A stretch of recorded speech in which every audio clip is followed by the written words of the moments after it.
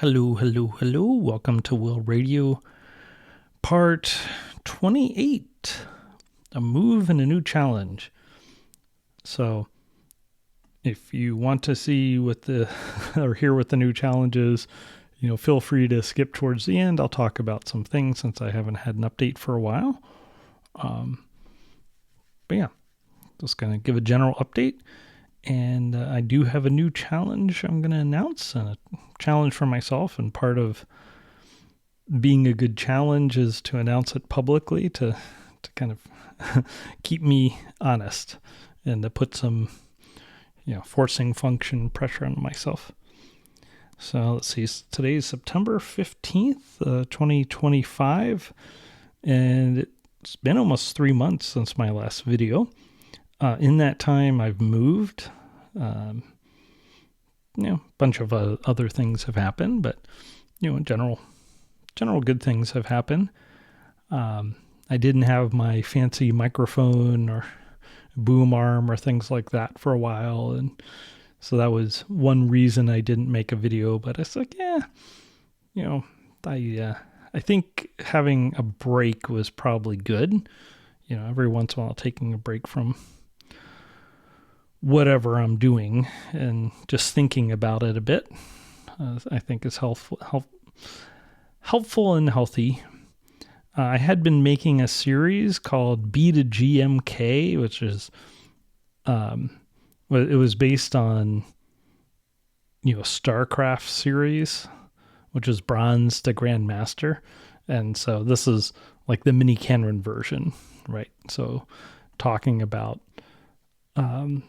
research, but also kind of leading up, to advanced scheme and mini Kenran techniques that are needed to do mini Kenran things at a high level. Like if you wanted to do research in mini Kenran, or if you wanted to be like an advanced mini Kenran hacker, what would you need to know? And then along the way, I would talk about, research and idea generation or whatever it was. So I made a number of those videos so far. I did get a fair amount of feedback from people, so thank you. I think I need to rethink that for a couple reasons. One was, so that was a first attempt. It was quite wordy. There were times where I would just go on and on and on, as is my want, but probably a little too much. So now that I've done a bunch of those videos, actually this has been a request from at least one person, maybe two people, would be to do another series that was much more compact. And that's fair critique. I think that's right. So I'm going to think about that. So I might do something more compressed, and also I wasn't very consistent on it. So, I feel like I didn't really have an arc planned or a beginning or end exactly. It was more like, I'll just make videos, and then eventually, I'll cover the material. And so let's just go for it. And that can work, and it has its own kind of charm. It has like an authenticity, right? It's like, well, let's find out together where this goes. But part of the issue was I wasn't making the videos consistently.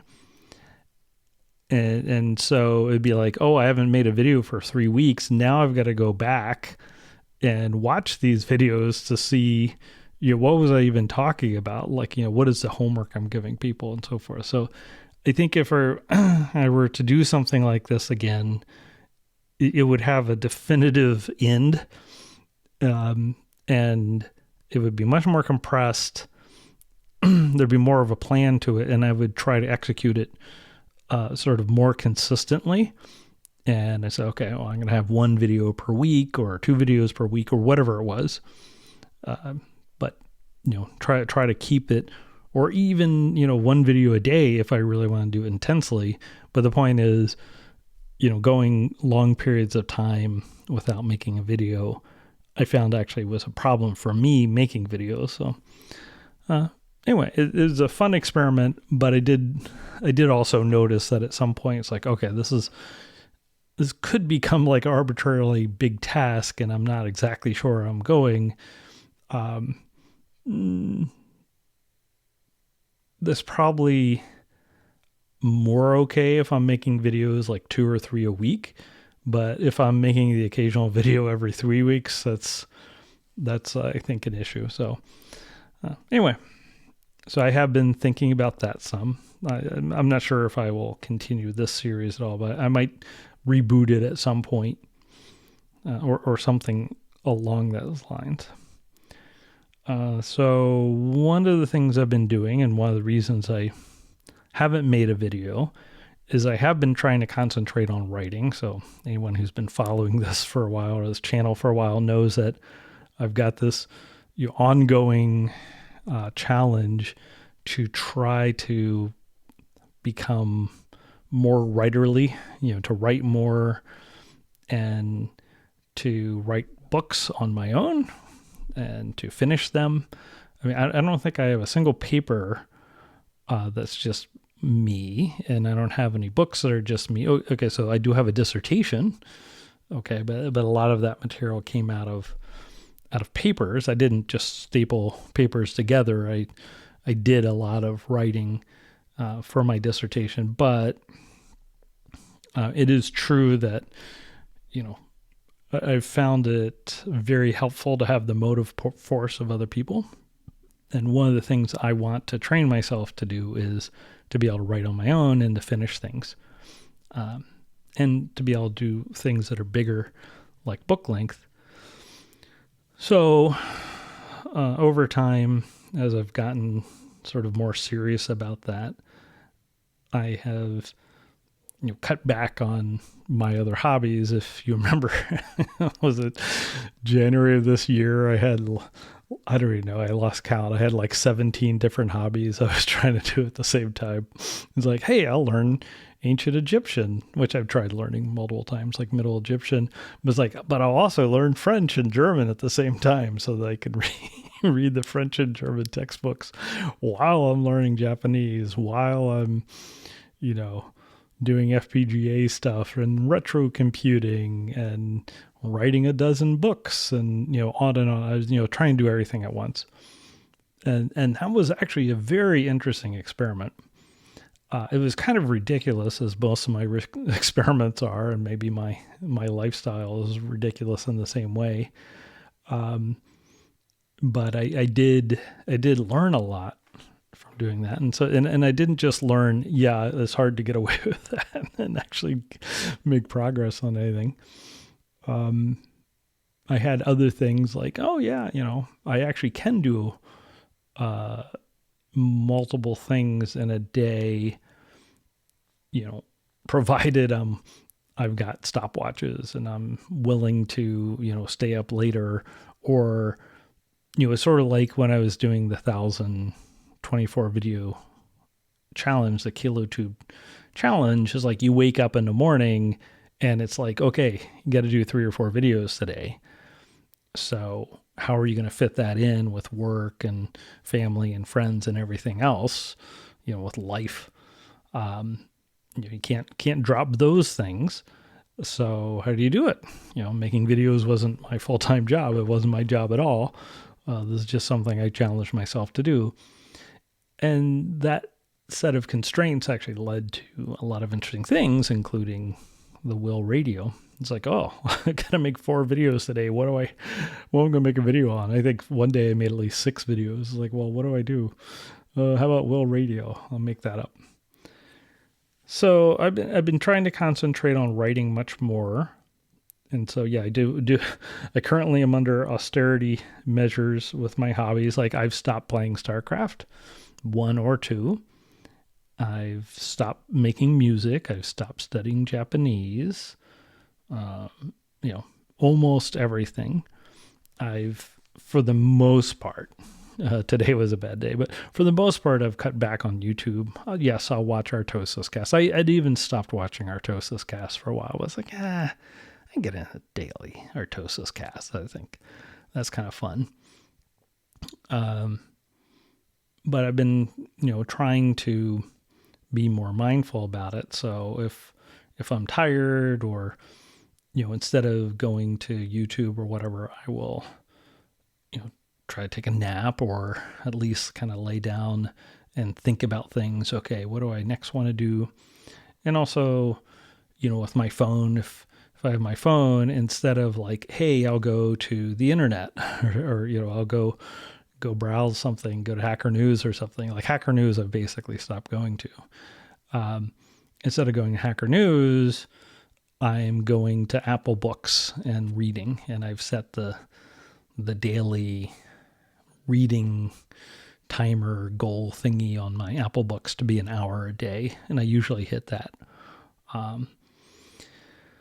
So I've been trying to read a lot and write a lot. So that's the advice that Stephen King gives: read a lot, write a lot if you want to become a writer.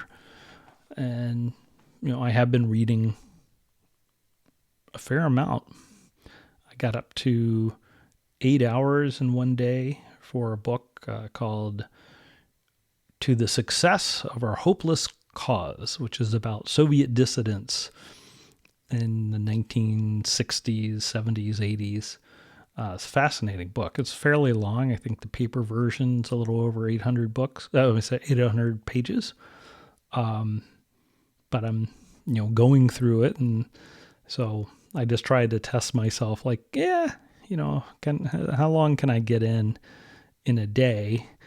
Partly because of some vision changes I've had over the years, and partly because of things like the internet and just getting older.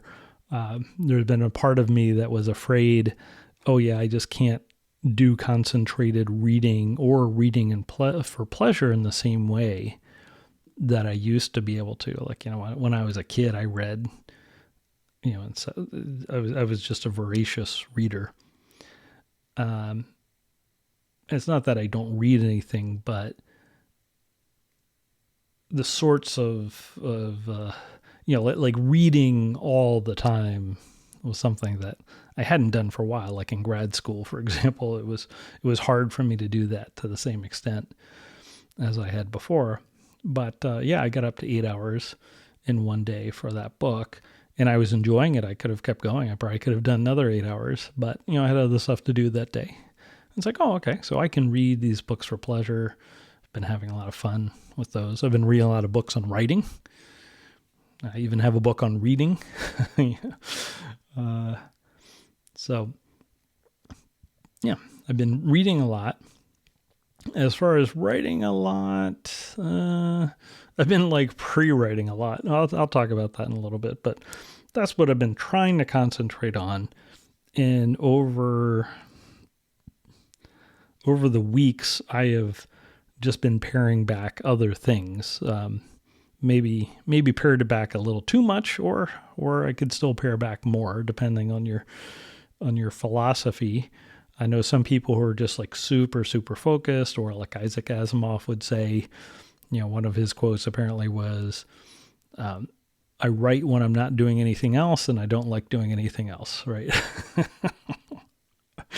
Which I don't know if it's 100% true for Asimov, but it was, more true than not true. And I will admit that some of the hobbies that I've shed, at least for a while, I don't miss. And Hacker News, I don't miss Hacker News at all, to be honest.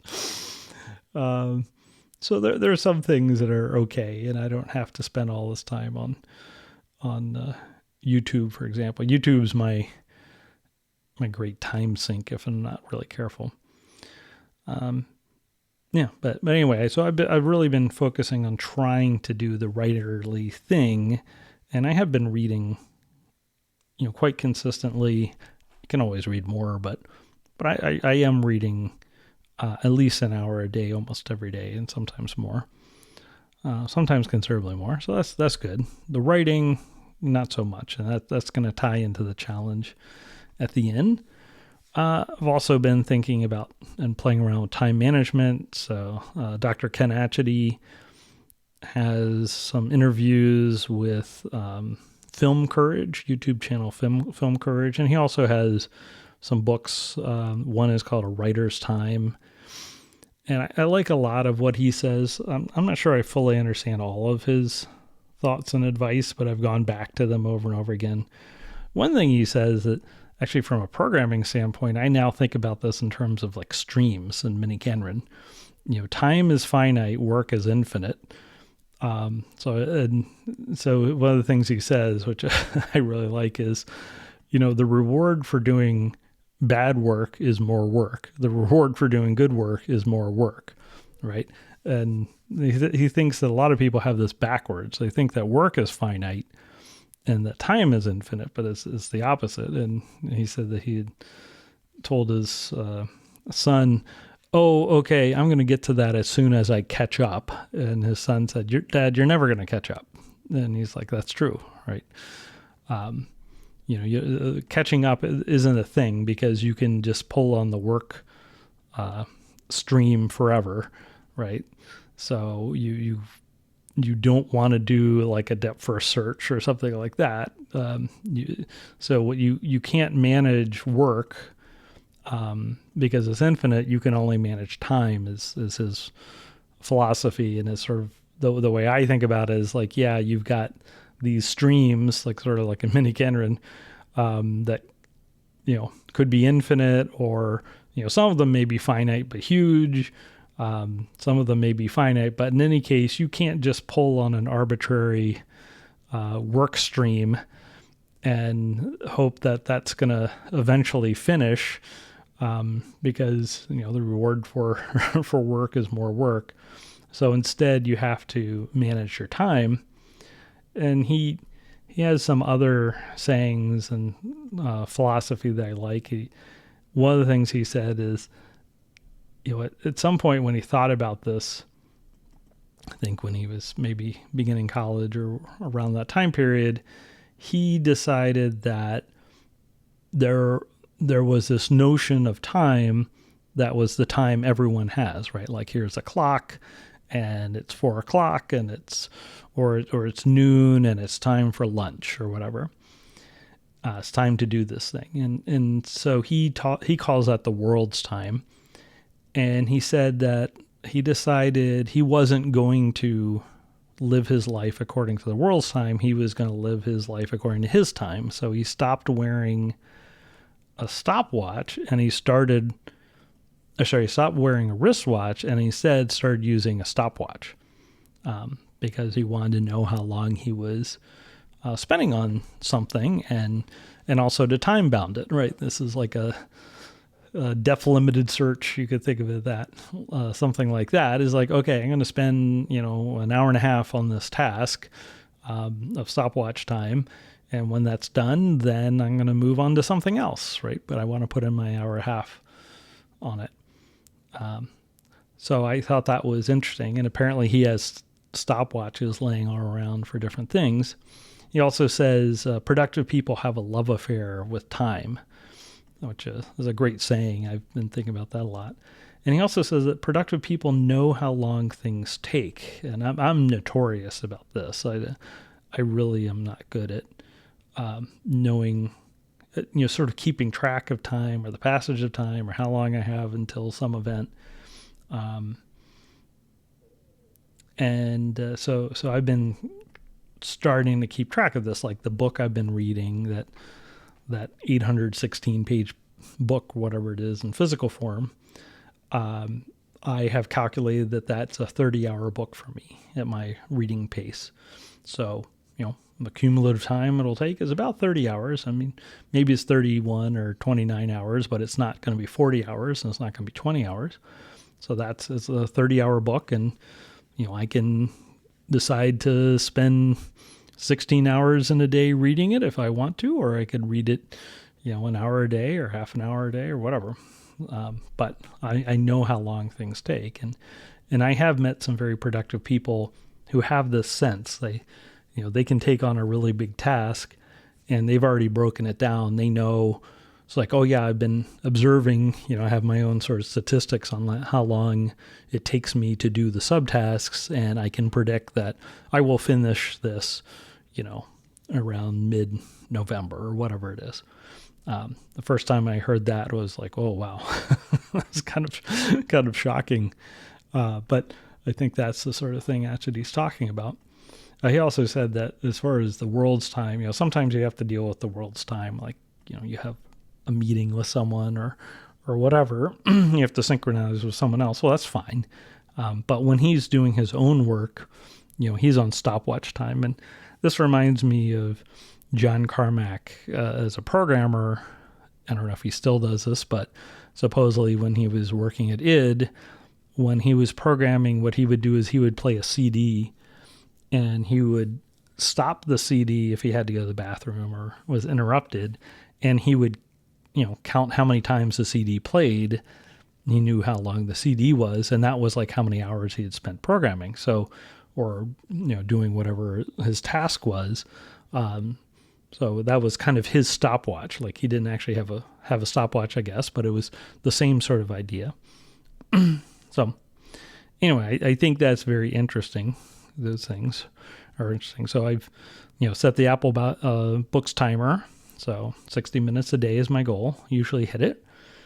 And I've bought a bunch of stopwatches of different colors. I had I've got a pretty nice Casio stopwatch. It's like pretty much indestructible. That was the first one I got after watching one of Atchity's videos. And it's very nice in a lot of ways. It's kind of big. I cut off the lanyard because the lanyard kept catching on things when I put in my bag. But it does have one annoyance, which is when you press the stop or the start or reset, it makes a beep, kind of a loud beep. And that's not so great if you're in a public setting. So I found on Amazon some stopwatches that they're about $20 each that don't make a beeping sound, but they have like a tactile, and they do make like a little click when you press the buttons. Like you could definitely tell that you've pressed the button. In fact, in some environments, maybe it's a little too loud, but it's definitely not as annoying or loud as the beep. It's it's called an AccuSplit Pro Survivor 601X V4. They've got these like different translucent colors. One reason I like them is that they came in a bunch of different colors. And one of the uses I've been playing with is I'll have a stopwatch, like the green stopwatch is for my writing. So I'll use that if I'm not writing on the computer using the Mac OS clock app. But if I'm doing some writing task, like a book task, then I'll use the green stopwatch, okay? And then I've got some books I'm trying to read, and these are books that are going to take me a while, like many sessions to read through. They're technical books. And what I've done is I've assigned a stopwatch to each of those books. And at least what I'm currently trying is instead of resetting the stopwatches for those books each reading session, I'm just going to keep it cumulative. So I'll have some sense if I pay attention before and after.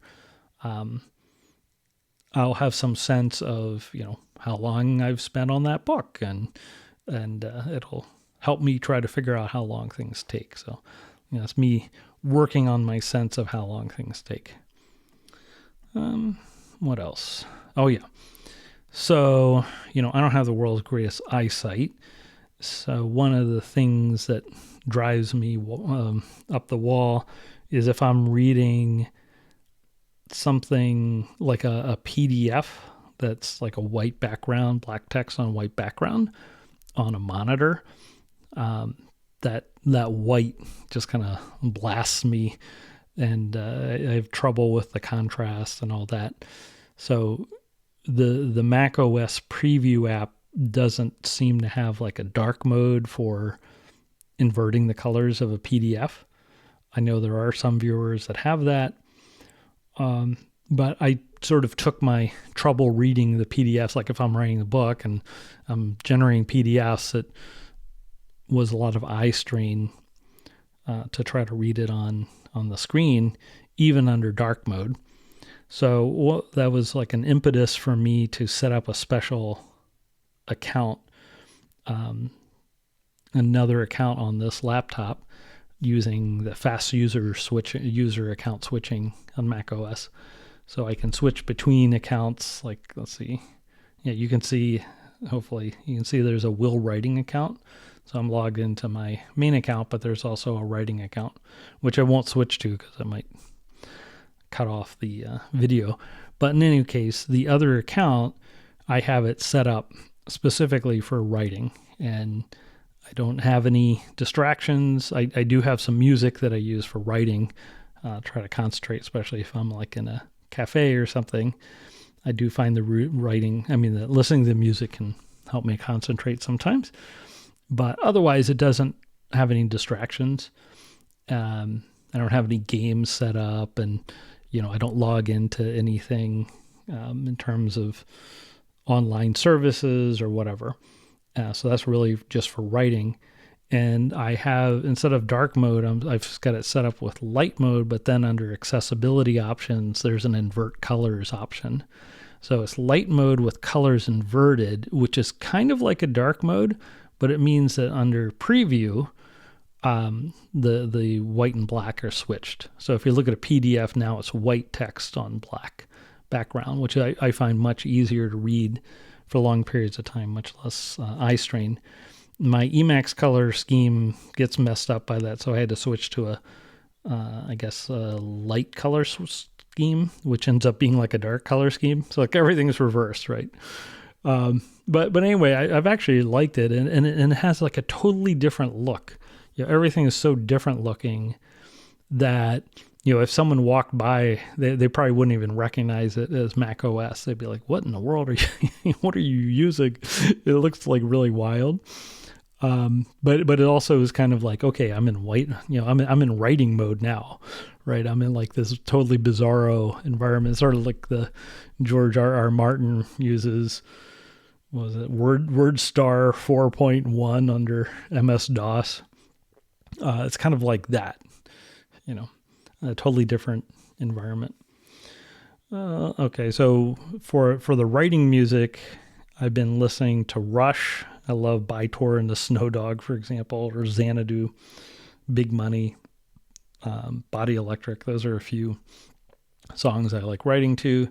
Duran's Greatest Hits or whatever, or Greatest, I think it's called. Tangerine Dream, it's got some great music. Love on a Rail Train is one of my favorites. So those are things I've been listening to a little bit of Ramones, but I don't know how many Ramones songs I could listen to writing. I've been trying to write a book. So I was like, okay, I'm going to write one book. I'm going to write this giant epic book of Minnie Kenren, right? It's like everything I know about Minnie Kenren. So I've been spending, like the last 3 months just pre-writing and collecting material and outlining. I mean, I started doing some writing, but then the task became so gigantic. I haven't even outlined it at all, really. It was more like, let me just collect the things that could go in the book. And part of it, at some point, I'm like, okay, well, what are all the papers on Minnie Kenren? And, at some point, it's like, oh, okay, I'm doing a bibliography, which is starting to turn into annotated bibliography of everything related to Minnie Kenren, and also of everything with like logic programming and constraint logic programming and all this stuff. And that alone, just the Minnie Kenren, just putting down every paper I could find and every talk I could find about those papers, took many, many sessions. I was able to sort of predict how long it would take, but I was like, okay, like we're at the point now where, I could literally spend, weeks just doing the bibliography part, like the annotated bibliography part. weeks, if not months, just doing that if I really wanted to do it in depth. And this is sort of the, work is infinite thing. I could end up with this gigantic annotated bibliography instead of the epic book of Minnie Kenren. So that's the sort of thing I've been doing. It's like, well, is that really writing a book? I don't know. Maybe I end up with a bunch of chapters or more like appendices or something. At the same time, after 20 plus years and with so many people working on Minnie Kenren related things, there actually is a vast amount. And so part of it was, how do we even organize all this stuff? I think that's been part of the trouble I've had with writing a bigger book on Minnie Kenren. There's just so much stuff out there, just having to write down every single thing I could think of. I mean, I have to, but part of it, my mental model was, if there were grad students sitting next to me who wanted to learn Minnie Kenren research, what are the things that they should know exist? So I have an appendix, which is just called things.tech is the file, which is, these are the things that you probably should know exist. And just, that is many pages long now of just each one's a single, just a name of a topic. But that's the situation I'm in. It's like, there's lots and lots of material, and, it's like, okay, well, what do I do with that? Now, in some sense, I think this has been a very useful exercise for me as like a Minnie Kenren researcher. It's been very useful for me to just try to write everything down. I've been going through some of the Minnie Kenren talks and papers and related papers from logic programming world, so trying to just fill in some of those gaps. And I would like to go through and read every Minnie Kenren paper ever written, or reread them, watch all the talks, the academic talks on Minnie Kenren topics, things like that would actually be very helpful to me as a researcher. One of the ironic things about, being one of the co-founders of the Minnie Kenren workshop with Nada Amin, is because I've done so much Minnie Kenren stuff. I'm actually conflicted with so many of the Minnie Kenren authors that even if I'm running the workshop or on the program committee, I actually can't read many of the papers because I'm conflicted with them. And then later I just get busy and I don't go back and read them. So ironically, I've read very few of the Minnie Kenren workshop papers. I know something about them usually, but I haven't done really detailed readings of those papers. So, that's a great thing to go through and read all those papers and watch those talks and think about it. However, that's not writing. So that's part of the problem. It's like, okay, that could just turn into Minnie Kenren research again. And nothing wrong with that. Like if the outcome of all this work is I'm much more effective as a Minnie Kenren researcher, or helping other people come up with research problems or whatever, helping the community identify research problems, well, then I'll take that. That's fine. But that's a different thing than writing. I'm not sitting there writing words that are polished for people to read, and I don't really have any sort of timeline for this sort of book. It's just such a big project. So, it's more like this is turned into almost a source book of Minnie Kenren material, and out of that perhaps will emerge some books. This is more like my way of just organizing everything. And from that standpoint, it's probably useful. But that was one thing I've been working on. It's just kind of grown without bound. Sort of like pulling on the work thread or the work stream, one of the books I've read on writing is John McPhee. I read the John McPhee Reader, parts of that, which are quite interesting. It has an interesting introduction about his writing style. And then he has a book called Draft Number 4 about his writing style. And, he's someone who will spend months and months and months doing research and organizing things and, doing all the pre-writing and thinking and trying to, outline everything, and then he might spend more than a year just writing after he's done all that work. So, I'm reading this like, oh yeah, I've got to do all that. It's like, well, I'm already doing a lot of this. This is the problem really that I don't know enough about Minnie Kendrin? I'm not sure that's the problem. Like he's writing about topics that he doesn't know about for the most part, right? Or having a new experience and writing about it. It's like, well, I've been doing Minnie Kendrin stuff for a long time. It's not like I don't know anything about Minnie Kendrin, and I have to, spend 8 months doing research before I could write about it. I think that's the path of never finishing anything. Another thing I've been thinking about, it's like, well, the one big book's no good. What I really need to do is like a series of books. And I've talked to several people about doing this different ways for different purposes, either for people who are not able to enter into a PhD program for whatever reason or don't want to, sort of giving them that sort of experience or sort of the internship, the apprenticeship experience, or, it could be something like, high school student through grad student, or, it could be any number of things. I've thought about this in different ways, but one of the conclusions I came to really just the other day, it's one of the reasons I'm making this video and I think about this a lot, is, what I keep ending up doing, and that was sort of like the B to G MK series. But I was as of thinking about this 5-book epic series, from like introductory programming all the way up to advanced Minnie Kendrin hackery, it's like everything's laid out as a track. No matter what the starting point is, you're going to end up being, a full-time Minnie Kendrin researcher, right? I'm not a full-time Minnie Kendrin researcher. So, that doesn't really feel right to me. And if I were mentoring someone, or if someone was my student or something like that, or just having a conversation with someone, while I would be happy to share my love of Minnie Kendrin or Scheme or whatever, I wouldn't be, trying to get them to become a full-time Minnie Kendrin researcher. Like, yeah, if we work on a project together, great. But that wouldn't be my expectation. And if they're like, no, this sucks, I'm gonna go type theory.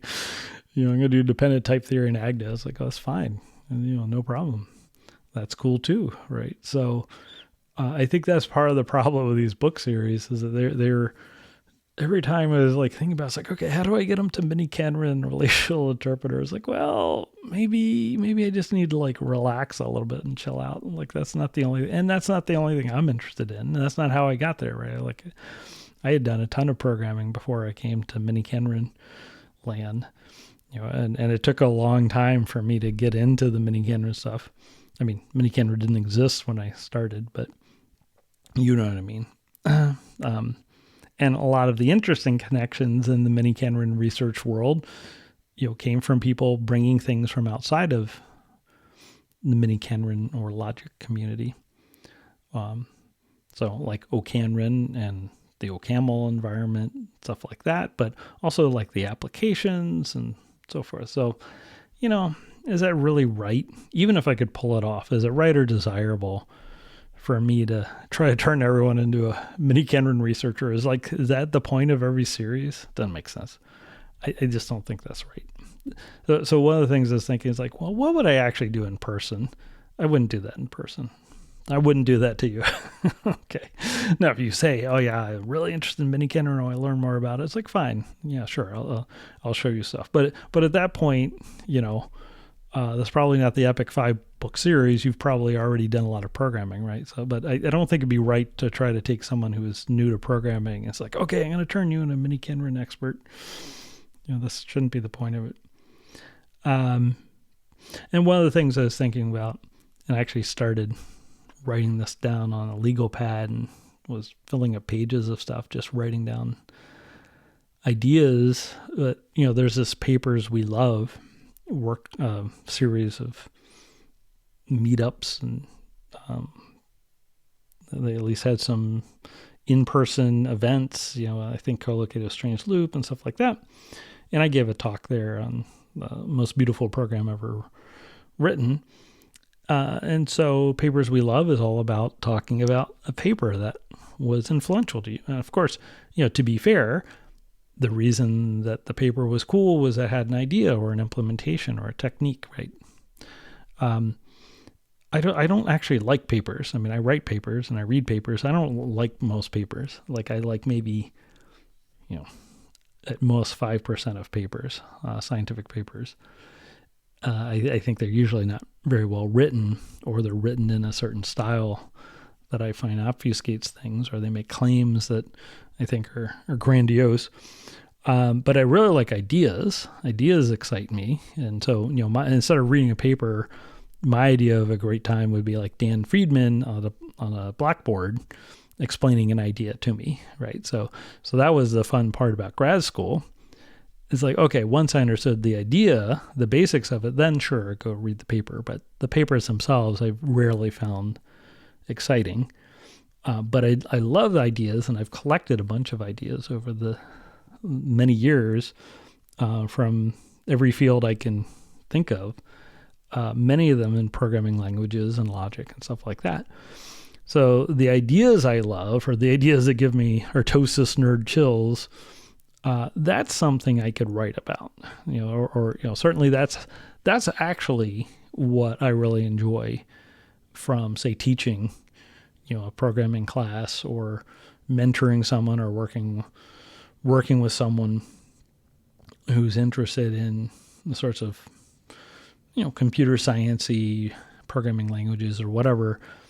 All of these wild things like limits on what we can know, limits on what we can prove or what we can compute, what we can represent, even in theory, even given unbounded amounts of computation, stuff like that. It's really, really fascinating and philosophically challenging. So I've thought about maybe I could write a book or a series of books more along those ideas. Sort of like Joss Whedon was talking about for Firefly. It was like, it's more like a vehicle for telling jokes. Kind of, I can imagine a series. It's the sort of the ideas, like a vehicle for getting in these ideas. And, anyway.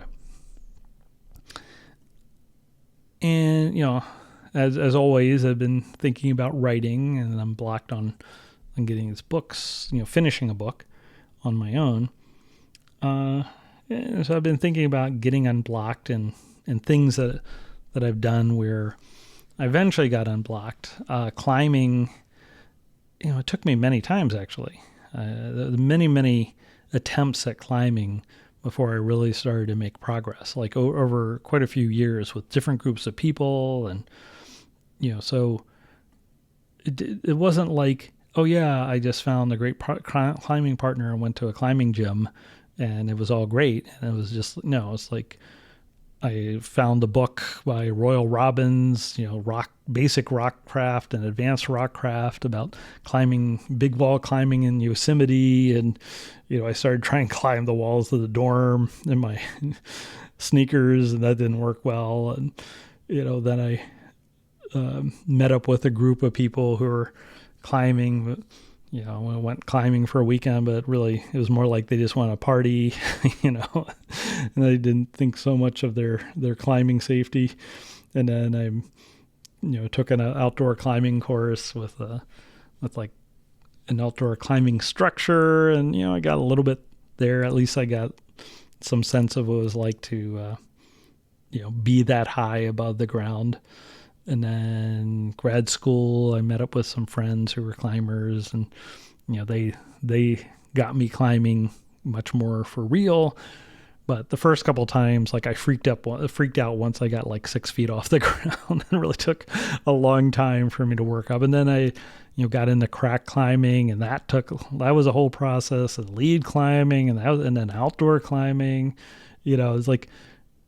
There are many attempts I had to make, and each time I learn a little bit, or I would get a little further, but it didn't look when it was happening to me. It didn't feel like I was making progress. Usually it'd be like, oh, I tried this thing and just like failed. But then, I go back and try it again. And it's the same with programming. It's like, oh, I've been programming since I was 9. Well, I was programming since I was 9 because I was old. When you got a trash 80 color computer, it didn't come with any software. We didn't even have like a cassette tape drive. So you had to go to the bookstore, get a book, a magazine that had like a basic listing and type it in, right? That was like how you had to do it. So to do anything, you had to do programming. It wasn't like I was some child prodigy. It was like I wanted to play a game and I didn't understand most of what I was typing in, but that was like my first, real experience. And then over the years, I tried over and over and over again, different ways. And eventually, but I don't know, I probably tried learning programming or types of programming a dozen times, before I got to grad school, like separated by significant period. Like I remember trying to learn pointers or trying to learn assembly language on my own, right? Like, this is over years. So I was like, okay, I'm going to try again, try to learn assembly, or try to understand pointers again. That didn't make any sense to me. So, trying to learn interpreters again. I didn't understand interpreters till Dan Friedman, explain them to me. And then it's like, oh, okay. I tried reading books on interpreters, all that. Nothing stuck. Same with teaching. I used to be a public school teacher. I have a degree in education. My first, my 2 years as a middle school special ed teacher, I learned a lot, but that was a tough way to learn, let me tell you. So, now I'm pretty successful, at least in some ways, as a teacher, but I can tell you like that, those were hard learned lessons. So if you see me teach something and I seem at ease, it's like, well, you should have seen me in middle school to try to teach. That was tough times. So I put in my huge amount of effort and pain and working really, really hard to try to get better for a long period of time. And I still, every time I teach anything, it's so obvious to me, like how much I mess up, right? It's like, all of these skills you can just keep improving forever. Giving talks, same thing. I had so much trouble giving talks for a long time. And in grad school, it took me a long time to feel comfortable giving a talk. In between being a public school teacher and running summer camp and working at summer camp and all this stuff, like at some point, I'd given a couple thousand talks probably, or public speaking, like before really it started to click and I figured out my own style and I started feeling comfortable and all that. But like literally it took a couple thousand, probably 2,000 public speaking engagements and speaking in front of an audience before I really started feeling comfortable. So, from that standpoint, it's not really surprising that, writing a book is hard, right? Writing a book's hard for professional authors who've written many books. They still find it hard for the most part. Not every writer, but many of them will say that, every single time you write a new book, you just have to kind of start over from scratch and figure out how to do it. So, it's not a surprise given how much time and how many separate attempts it took me to get unstuck with these things. And it's like, not like I'm amazing at any of them, but I'm way better than when I started. So why would writing a book be any different? I've got 2 editions of one book that I've finished. And then, you could argue that my PhD thesis was like book length. That's kind of like it. So like, even if you count those as separate things, I've only done 3 versions, 3 book-like objects. And for 2 of those, that was with other people, and there was a lot of motive force behind all of them. Like, I needed to graduate so I could get a job, to finish up my dissertation. So, if I've only done it 3 times, then, no wonder I'm having trouble, right? So, give myself a little break. That's what I was thinking. So let's just try it again. Just like with the climbing, that probably took me 5 separate attempts before I started making any real traction, separated over many years. Okay, well, try it again. Yeah, I've tried writing books a bunch of times. Well, try it again. I saw an interview with Kobe Bryant, where he was asked about failure, and he said he didn't believe in failure. He didn't believe failure existed. And he said something very interesting. He said that he played the game of basketball not to win, but to learn. And that really struck home with me, because that's actually very close to my philosophy. I used to organize a games night when I was at University of Utah. And I would drive people up the wall who played games, because I didn't play to win. I played to experiment and understand what are the space of things that you could do in this game. The game was designed with a certain meta meta game in mind, and I'm going to see if I can subvert that and try to play the game completely differently than it was intended to play. So for the people who were trying to minimax the game, or assuming everyone was trying to use perfect strategy, and often I would do really well or win because I throw people off so much. So and that's the mini Kenran stuff, right? I took the advanced Dan Friedman class at IU.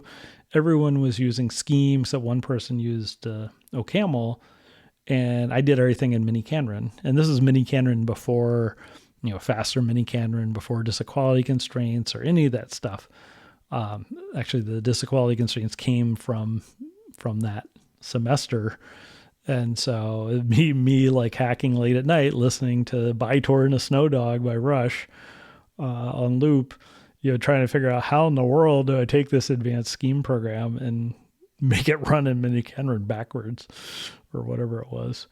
And that was a lot of fun, so I set myself up with almost an impossible task. Everything, even the simplest problem, immediately became a research problem.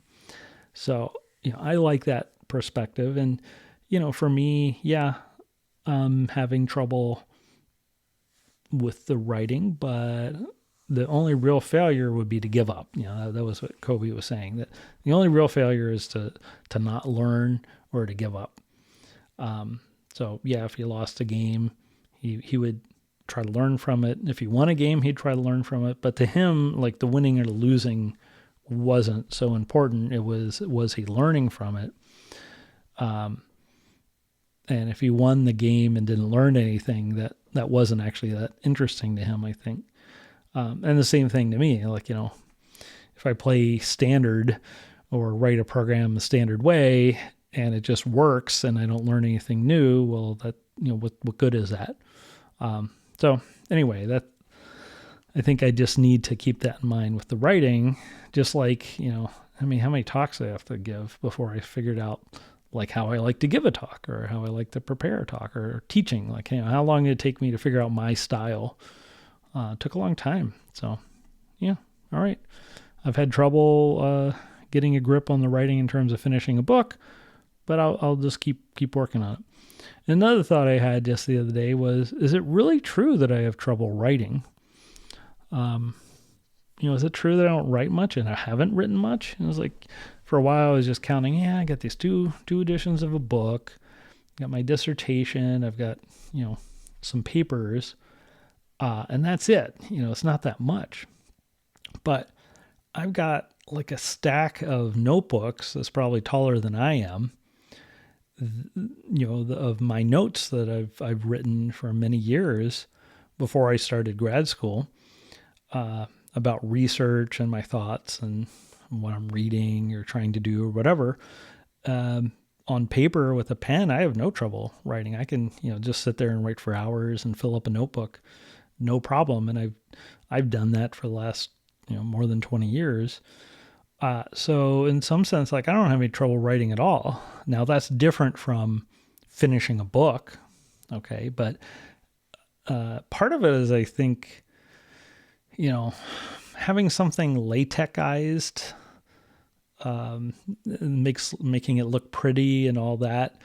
You know, in fact, doing anything on the computer for me just feels different than doing it on paper. And so one of the things I've done this time around is that, okay, let me try, you know, in addition to setting up this writing account, which is set up very, very differently than my main account, partly so I won't get distracted, let me try going back to analog more. And in fact, just this couple days ago, I got a new fountain pen. I like fountain pens. I got a Platinum Century 3776. That's the height of, you know, this is a Japanese pen. This is the height of Mount Fuji-san in meters. This is a great pen. I have one in an extra fine nib. Okay, so Japanese nibs tend to be much smaller than, say, Western nibs for fountain pens. So a Japanese extra fine nib is really fine. So if you're doing kanji, you know, and you're writing kanji in a small space of a notebook, having an extra fine nib is probably necessary if you want to do some really fine drawing. But for writing for a long time, I just found that was pretty scratchy. Especially, I mean, if you're working on really smooth fountain pen type paper, then maybe it's okay. But if you're just like on regular paper, you know, paper, legal pad paper, I was finding it just like had hard starts. Like, you know, what you would start writing and the ink wouldn't come out until you're halfway through the word or whatever. It's just very scratchy. So anyway, I indulged myself by getting another fountain pen with a medium nib. And this one writes much better on just regular paper. So I've enjoyed that. And I got some new ink, new fountain pen ink and all that. And, you know, I ordered these from JetBrains. I like JetBrains. I like Goulet pen. So, don't like Amazon for anything like a fountain pen. I tried ordering a fountain pen through Amazon once from Japan. That was a bad experience. I'm not going to, yeah, I do better at the time, but you know, like for this sort of thing, you want to find a reputable dealer. It's going to cost a little more, but like the chance that you'll get it and they'll not be damaged or whatever is much higher. So, Jet Pens has a lot of stationery, lots of Japanese pens. And Goulet pens is more pens and ink. I think less on the stationery. I don't even know if they have stationery. I think they're more focused on pens and ink, but they're both really good. They both have videos.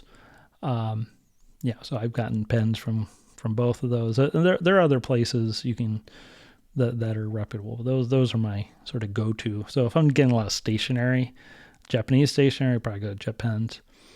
One of the things versus like say Amazon Prime is that the shipping tends to be pretty expensive, and they package these things up really well. I've never had anything damaged from either Jet Pens or Goulet. Jet Pens or Goulet. That's not the case with Amazon, I could tell you. But you're going to pay more for shipping, significantly more.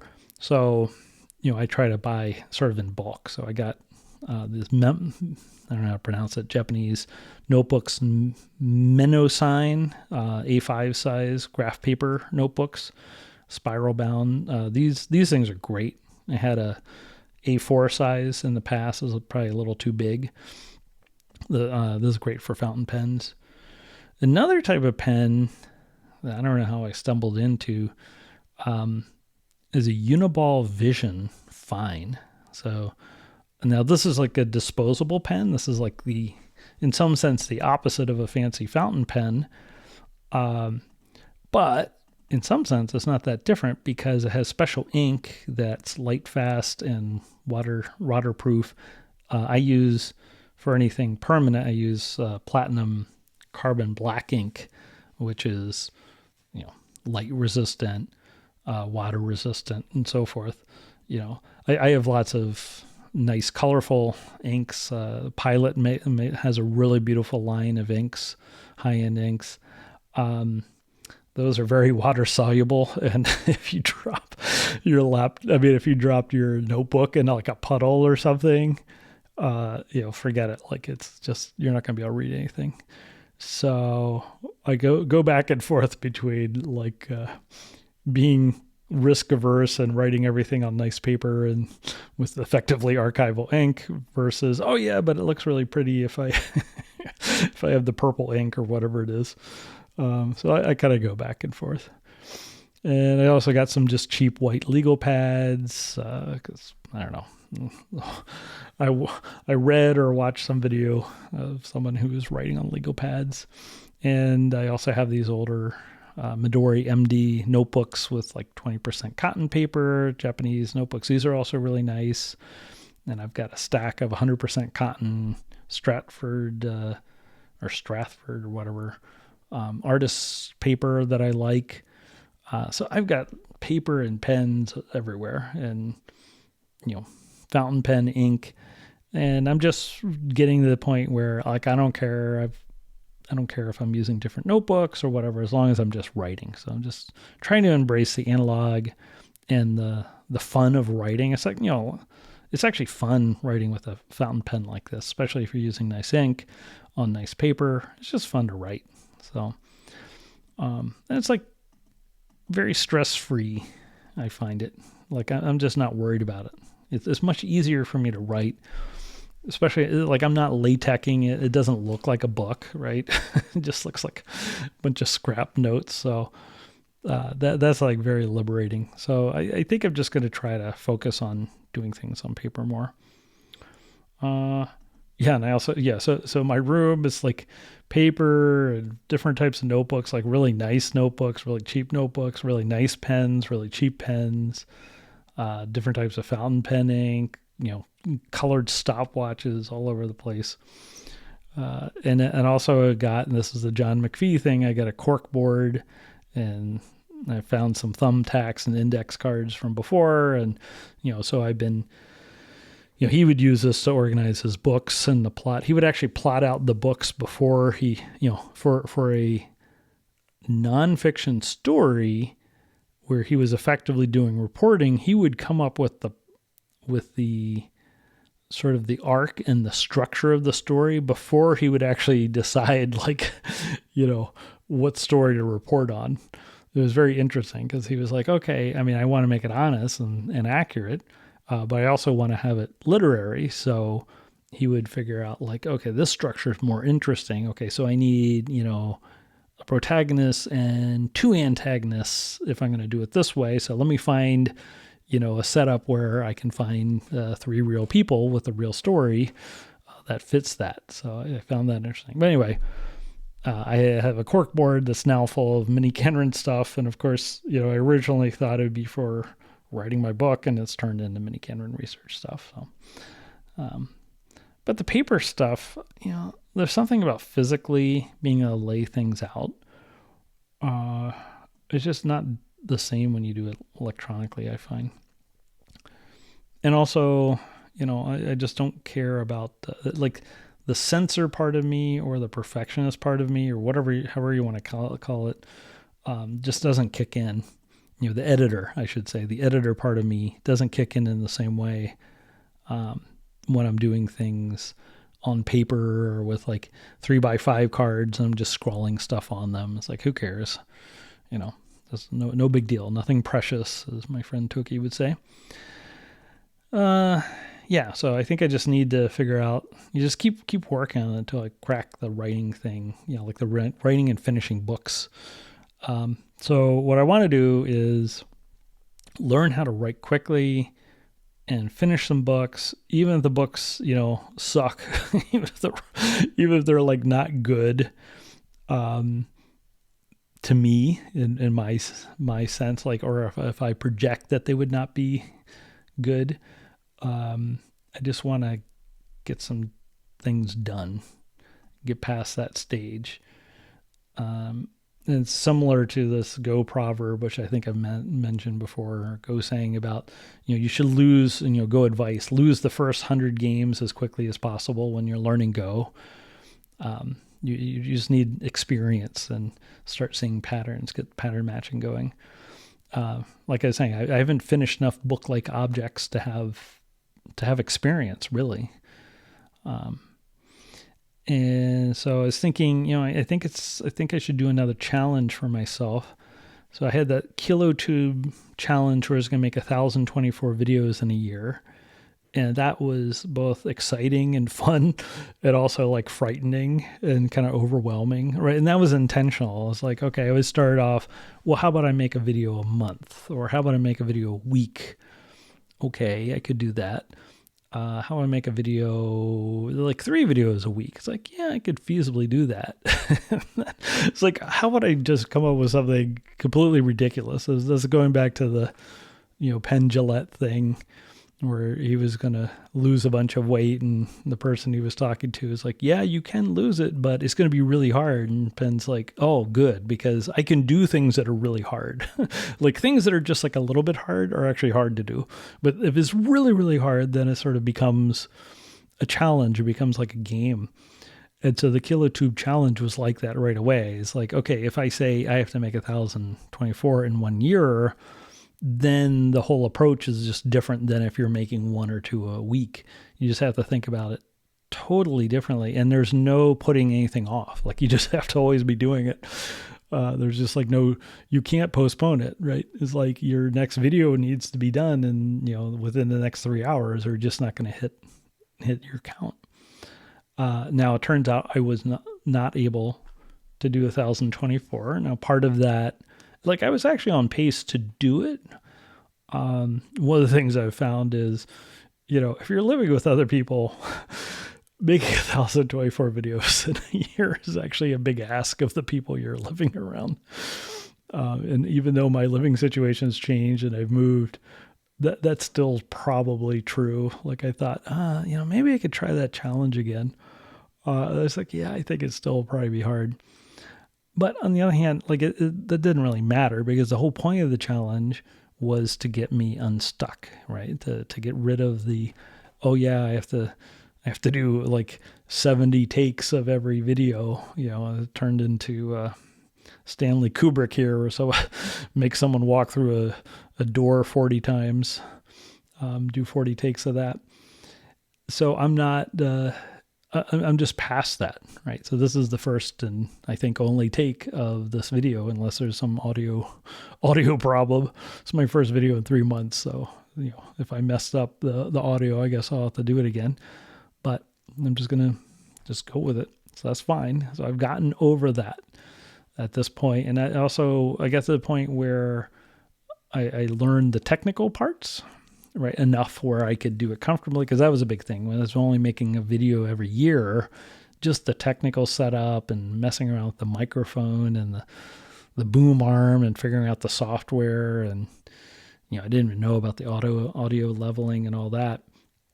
And I didn't really have the right equipment. It was just it was hard for me to concentrate on the video part.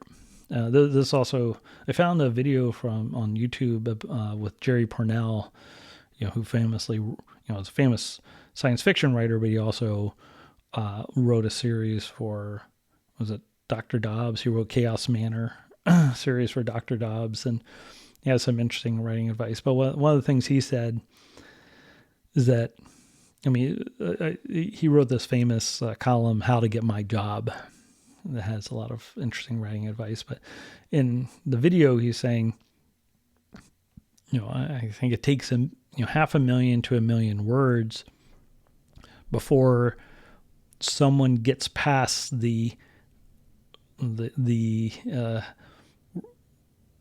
writing. When they're writing, they're feeling that they're writing or something like that. Like I forget his exact phrasing of it, but his idea is like, if you haven't written that much, when you're writing, you're like, instead of concentrating on the idea or the dialogue or the characters or your story, you just have to pay enough attention to the grammar and the spelling and punctuation, and you're like, oh, can I do this? And where's the paragraph? And is this paragraph too long? Is this sentence too complicated? Did I say it right?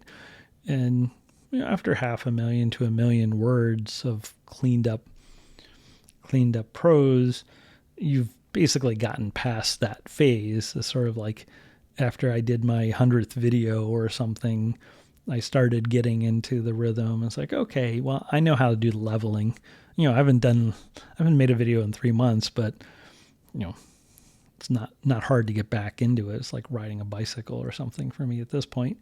So, that's part of it. And so that's where I want to get to with the writing, with the books. And so the Kilotube challenge got me unstuck, got familiar with making videos in terms of the mechanics, made me think creatively about the types of videos I could make and my own style. So the Will Radio came out of that, out of desperation. How am I going to need to make a video today? So I like Japanese voice actors, and whenever a new anime comes out, the famous seiyuu have a new what they call radio, which is usually, this is like basically a podcast or something like that, but it's more scripted, and it'll have funny things where they're in character for the anime, or they're just talking about their day, but there's like a scripted part of it. They might play games or something, but they'll call that a radio. So that's where Will Radio came from. Now, they always have a bunch of people, and for me, it's just myself. But I never get tired of talking about myself, so that's fine. That's something I share with Asimov. All right. Yeah. So I have tried a couple of writing challenges over the past year and a half or whatever. And, I have, that's like forced me, and of course, I'm just interested in this anyway. Like I am very stubborn. I'll give myself that. That's my superpower. I'm just like extremely stubborn. And if I'm interested in something, I'll be interested in that thing for a very long time. So, I've been thinking about writing, trying to learn more about writing, try to figure out how to get unstuck. And so for these challenges, part of what I was doing was trying to write in public, making videos of me writing. And because of living circumstances, sometimes those videos had to be silent. It was like literally just me typing. I made a bunch of these videos, like probably not very exciting. Okay. But I made them.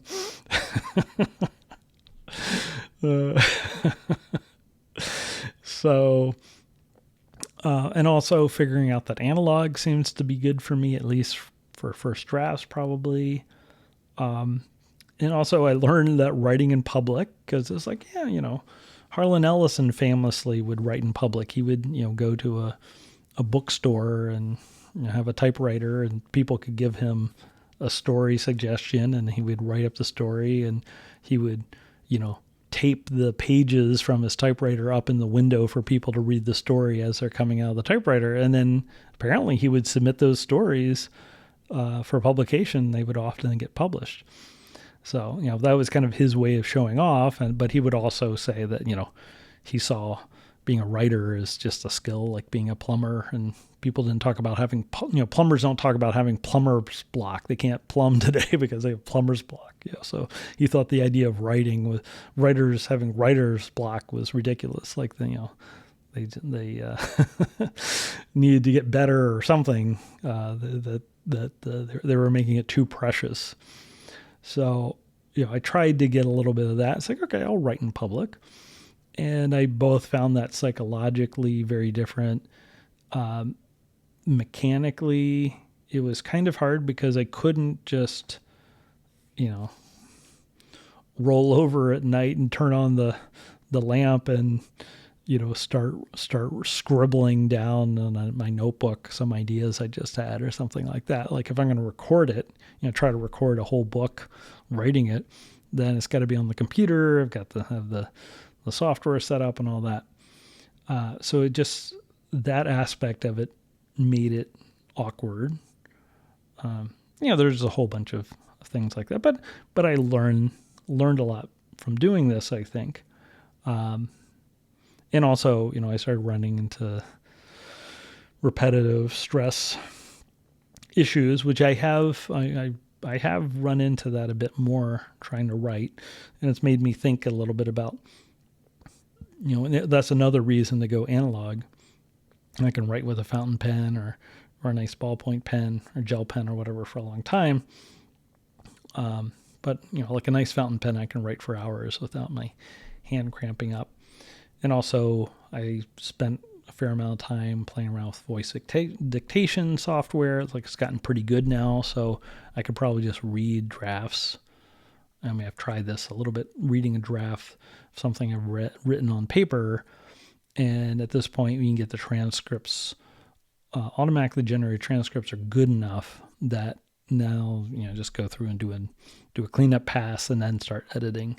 So that could remove some wear and tear. Now, you kind of lose an editing pass probably in some sense, unless you're really disciplined reading to the computer that way.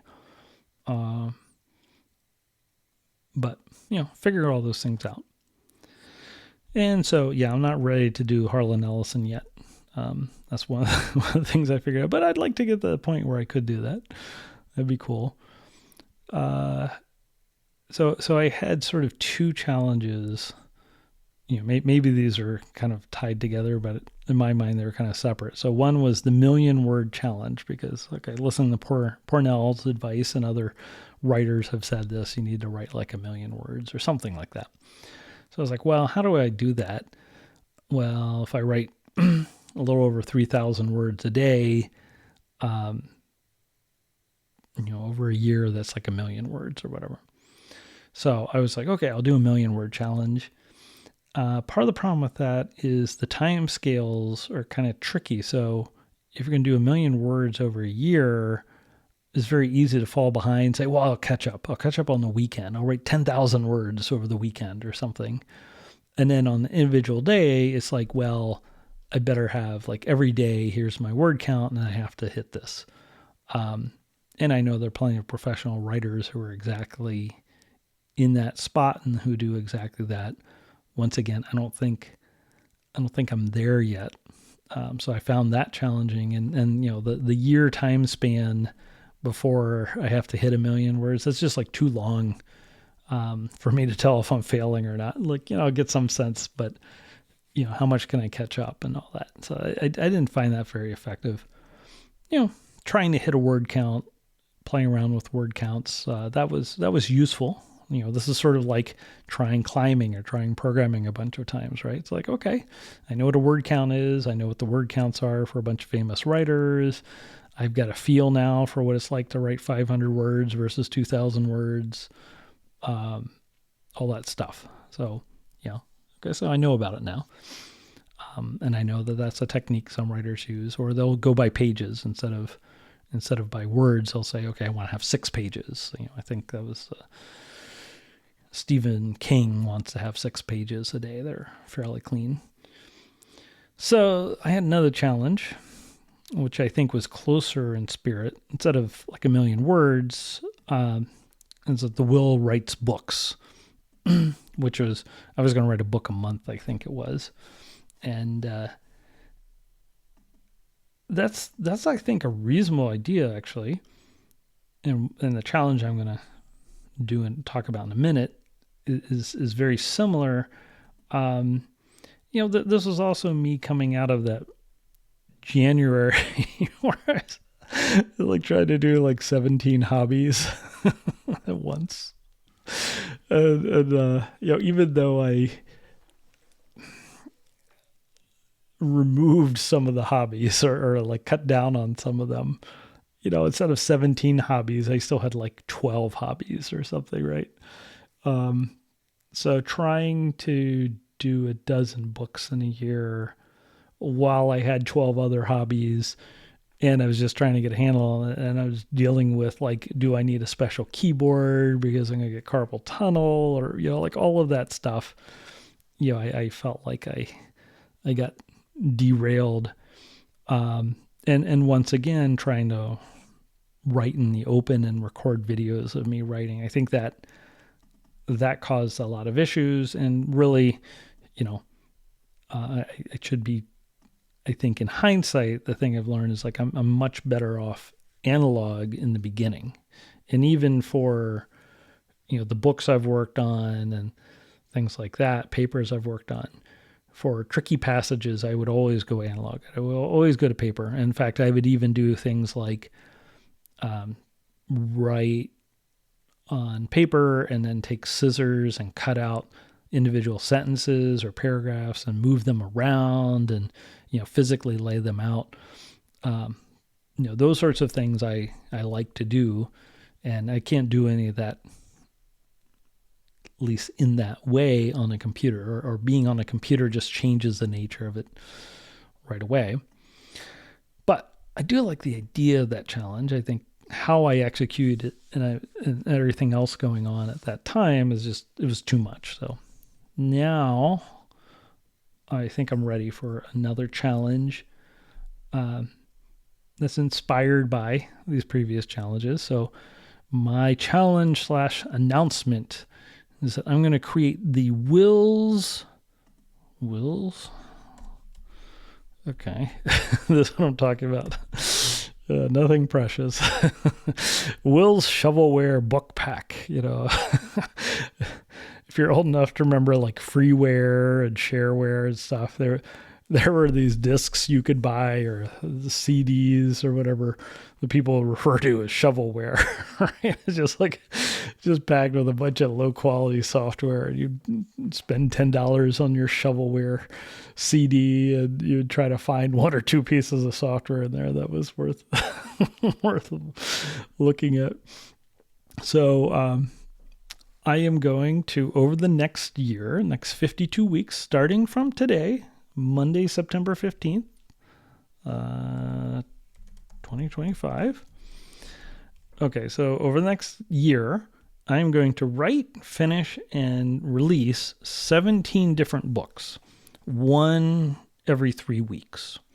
Okay, so not quite the Will Writes books, where that was, I think it was once every month. It's actually a little faster pace than that. So instead of 12 books, it's 17. So the first book will be due 3 weeks from today, Monday, October 6th. And my definition of the end of Monday, October 6th is whenever I go to bed. So if it's like Tuesday early morning, that's fine. It doesn't matter, as long as I haven't gone to sleep for the night. Okay. So that's when it's due. And I thought a lot about how many weeks and how many books and all that. I'll talk a little bit more about that in a second, but I wanted the challenge to be, for myself, to feel similar to the KiloTube challenge, where it's scary and exciting and challenging at the same time, where it's like, okay, I get like this electric feel where it's like, okay, I think I can do it, but it's also going to be like really hard.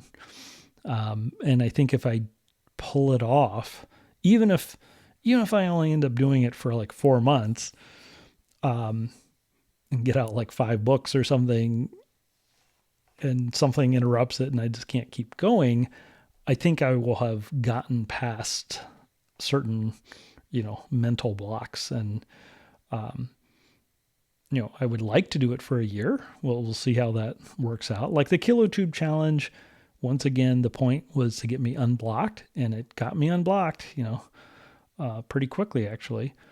So this is my 197th video just in this round of making videos, because I'd made videos in the past. Not the same number, but, it's no big deal. And I can go for a while, not make a video, and then make a bunch of videos. It's not an issue now. It doesn't trip me up, or I'm not stumbling over the idea of making a video. So I want to get that point with writing books and releasing books. So instead of having the one precious epic, everything I've ever learned about Mini Kenrin, or the 5 book series to turn any newbie into the Mini Kenrin clone of Will. Instead of doing something like that, like, all right, well, I got 17 books to work with, over the next year. And so it's sort of like, well, you got to make 3 or 4 videos in a day, or one day you got to make 6 videos. Well, you better figure out something to do. So if I'm going to write 17 books in the next year, Well, first of all, that tells you something about their length probably, right? They're not going to be super long. But that also means I could write about totally different things, right? Or I could write a bunch of books about mini Kenrin or scheme or whatever, but I could also write books about things that have nothing to do with that. So I think this would have some advantages, some things that will help me get unstuck and they'll learn. So first of all, this will force me to learn how to write quickly. Now I can write quickly with analog, just filling in notebooks. I can write pretty quickly there. It's not the highest quality often. So, maybe I do 2 or 3 passes on paper and then I go to the computer. I don't know. But with 17 books, I'll have a chance to work that out, right? Like that's my whole point is like, took 18 months to write the first book. It took 6 years for me to do my dissertation. It took 13 years to do the second edition of the book. Like that's no way to learn how to write book length things is if the shortest one takes 18 months and the longest one takes 13 years, you're just not going to write that many books, right? So I just want to do it a lot more and do it more quickly. And then by the time I've written 12 books or something, maybe I'll have some sense of what in the world I actually want to write about and what the feeling is, or maybe I'll write 17 and I'll like that. Maybe I'll like those short books. But let's say I do it for a year. If I end up with 17 books, first of all, I'll just have a lot of experience writing. But another thing that I'll have is I will know more about my style. I'll have a sense of which books I found fun to write. My expectation would be that over time, probably the books would get longer as I get more comfortable writing quickly. But maybe I find actually short books better. Maybe my time goes more to editing and the polishing. I don't know. Yeah. So I'll try different topics and formats, and also this will help me avoid the fear of missing out. Like if I'm going to spend a long time writing a book, like the epic mini Kenrin book, that's going to take years, right? That means I'm not writing anything else if I'm writing one book at a time. It's like, this case, the sense like, if I'm writing a book, it's like, I don't know if this really the book I want to write. Well, in 3 weeks, I'll be writing a different book. So don't worry about it. And it gives me deadlines. It gives me hard deadlines, like giving a talk, right? So at this point, I'm very comfortable giving a talk. Or if I'm teaching a course, like, the talk is happening in 2 days or the course. My next lecture is in 3 hours. And that means that, in 3 days or in 4 hours or whatever, like that is over, right? So whether or not I give the lecture or whether or not I give the talk or whether or not the talk is good or bad or whether or not the lecture is great or terrible, like it's over. That is a period of time which has passed. And so by forcing the book writing into that and just doing a bunch of them, then I can try to get that feeling and once again act like a forcing function. And then at some point, hopefully, like I'll just be able to do it myself. Like I'll have gotten over that hump, just like with the videos where I don't have to do 73 takes, to make a video.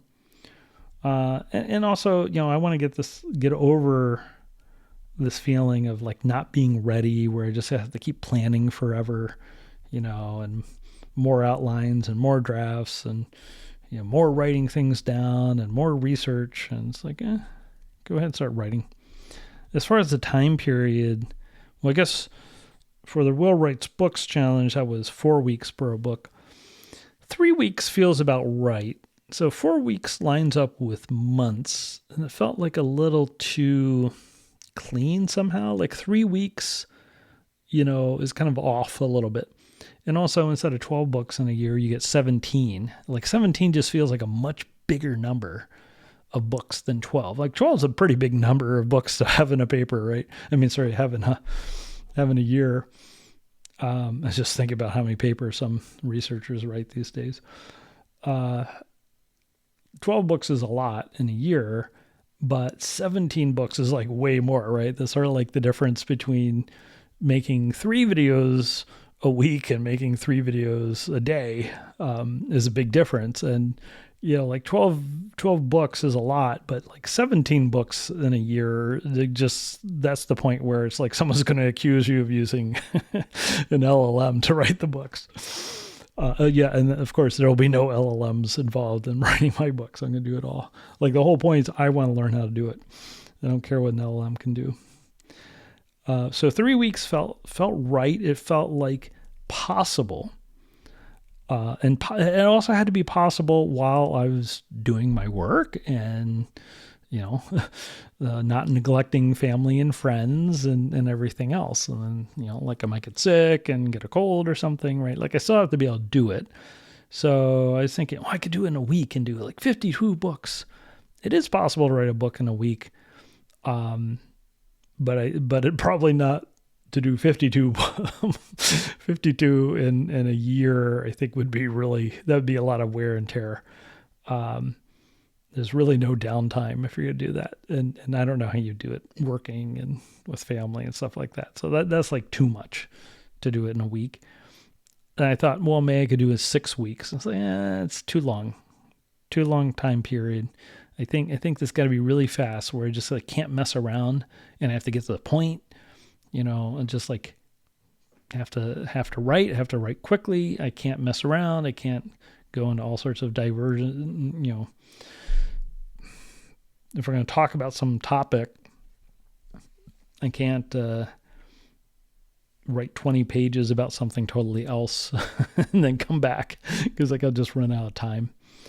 So, and I thought about some other rules, like, I was thinking, well, maybe I could say I can do a book and then I can do a second edition of a book I've already released. And then I can do another new book and then a second edition or a third edition, like I could alternate like that. And I'll end up with fewer than 17 books, but some will be cleaner. It's like, no. They're going to be 17 separate books. They're as good as they are. And then, they're done. Okay. And I need to figure out how to get stuff done. 17 books is like, that seems like an awesome number. 17's prime, right? Like, so I don't know. It just feels like a great number. I want to get ISBN numbers for the book, ISBN numbers. And, I'll probably do it on Lulu or something like that, so there can be like physical copies of the book. And people could even order them if they want. I'll make the books Creative Commons, but if someone wants to order a physical copy or whatever, that's fine. I'll want to have physical copies of them. But they'll be real books. They'll actually have ISBN numbers, and you'll be able to get a physical copy. All that would be nice, I think. Makes it a real book. And, my attitude will be like the the Ed Wood movie where Johnny Depp playing Ed Wood, when he's told his movie is trash, says, oh, well, my next one will be better. Like, all right, well, my next one will be out in 3 weeks. Hopefully that one will be better. So, these are shovelware books, right? Like, what do you expect? So after I've done a bunch of shovelware, then I could revisit. And hey, if I want to do a second edition, that's fine. If I could find time, if I get fast enough, maybe towards the end where I can actually edit an existing book and do a second edition while I'm also doing a new book, more power to me. That's also partly a focusing function. It's like, well, I'll be watching a lot less YouTube if I have to get a book out every 3 weeks, right? And so that's the thing. It's like I actually do have time in my day, even with work and family and stuff like that. If I have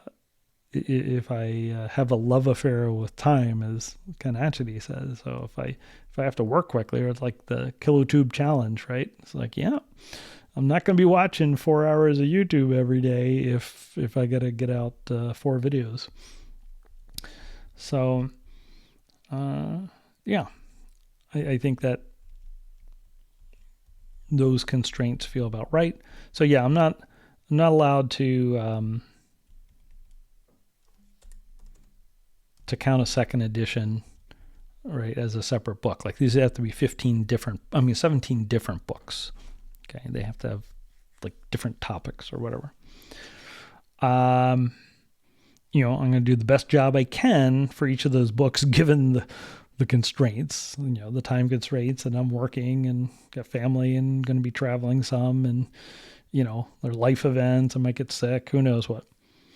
The book might be, a book might be really short. That might be a good thing.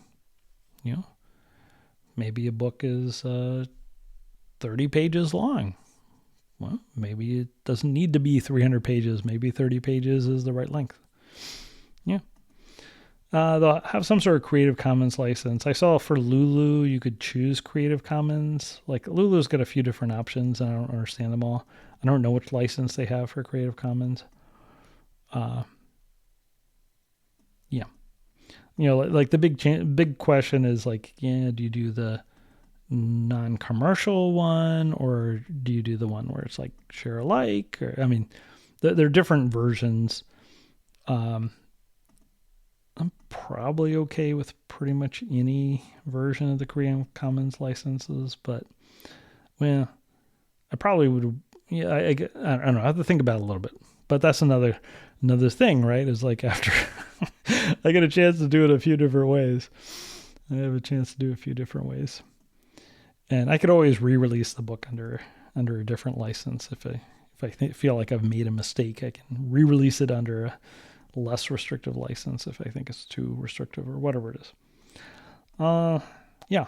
So I'm starting to look into making physical copies. Like, how do you do that using Lulu or some alternative? And I guess there's like the ebook things. Getting ISBNs. I think Lulu requires ISBNs for certain types of publishing or whatever. Yeah, so that'd be cool. So that is my challenge to myself. First book should be coming off the press 3 weeks from today. Yeah, and I think it's mildly terrifying, but. But in like a cool way. It's like a fun way. 3 weeks is like doable. There's no way I could do 52. There's no way I could do 52 in a year. Like I know, I couldn't do it. But 17, like 17's right on the edge of like, yeah, that's possible. It's possible. It'd be hard. It'd be really hard. But it's possible to do it while working full time and doing anything else. Like I can't. It's like saying Dan Friedman told me, he's like, you can't waste a second. That was like part of his writing philosophy. So, I won't be able to waste a lot of time. So that will also, force me to think carefully and have a love affair of time with time if I'm going to get out these books in 3 week increments. So there we go. That's the new challenge. The shovelware. Will's Shovelware Book Pack. 17 books coming to you via Creative Commons and maybe in paper form if you want. So, all right. Hope you all are doing well. As you might imagine, it'll probably take me a while to get this under my belt. I'm not planning on writing in the open with these. I want to learn how to finish books, and I don't think I can write in the open. Now, if it gets to the point where I'm on book 15, and I've been able to do 14, maybe I would do 15 in the open or something like that. Try to sneak up on a Harlan Ellison approach. But in the beginning, no, I just need to figure out how to get a book done. So I'm not even going to think about writing in the open until I've, I need to get the books done before I start showing off or, like that sort of pressure I don't think is going to help me, especially since I'm going to try to do as much on paper in the beginning as possible. Okay, well, that was a long time, a long video. But, it's been 3 months, right? So I'm okay having a long will redo. Okay. Well, thanks, everyone. Hope you're doing well. And I'm sure I'll have some updates. I'm sure, my plan would be if I'm successful in coming out with these books, I'll probably make a video, for each book that comes out, talking about how it worked out. Like, that would be an obvious time to make a will radio, or sort of like a book club. I don't know what after a book comes out. So I would have 17 of these videos just talking about the books and the writing experience, what I learned, and so forth. Okay, well, take care, and I hope to talk to you all soon. Bye-bye.